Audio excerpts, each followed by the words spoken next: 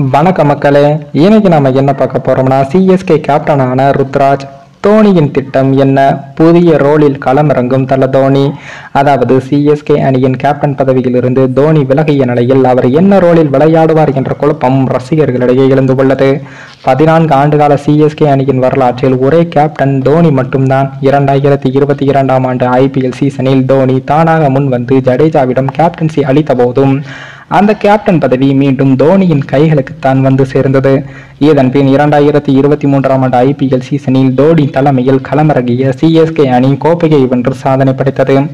இதன் மூலமாக சிஎஸ்கே அணி 5வது முறையாக கோப்பையை வென்று சாதனை படைத்தது. இந்த நிலையில் தான் தோனி ரசிகர்களுக்கு மீண்டும் ஒரே ஒரு IPL சீசனில் விளையாட விரும்புவதாக தெரிவித்தார்.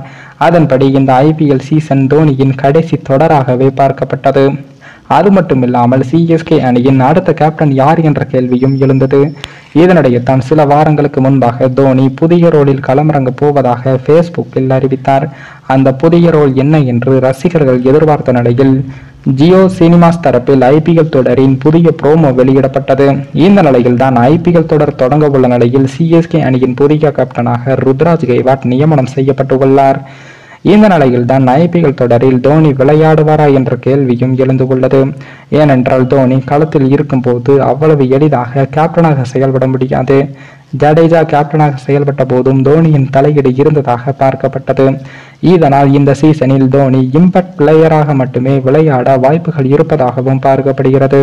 அதே போல விக்கெட் கீப்பர் மற்றும் பேட்ஸ்மேனாக தோனி களமிறங்கும் பட்சத்தில் ருத்ராஜ் கெய்க்வாட் சுதந்திரமாக கேப்டன்சி செய்வது எளிதாக இருக்காது.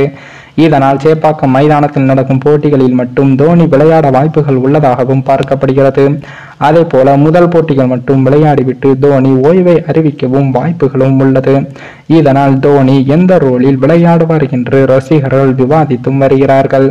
மேலும் இந்த வீடியோ ஏதோ ஒரு விதத்தில் உங்களுக்கு பிடித்திருக்கும் என்று நினைக்கிறேன். நம்ம சேனலுக்கு புதிதாக வீடியோ பார்க்கிறீர்கள் என்றால் மறக்காமல் சப்ஸ்கிரைபர் செய்துவிட்டு பாருங்கள். இன்னொரு வீடியோவில் சந்திக்கும் வரை நான் உங்கள் தமிழ்.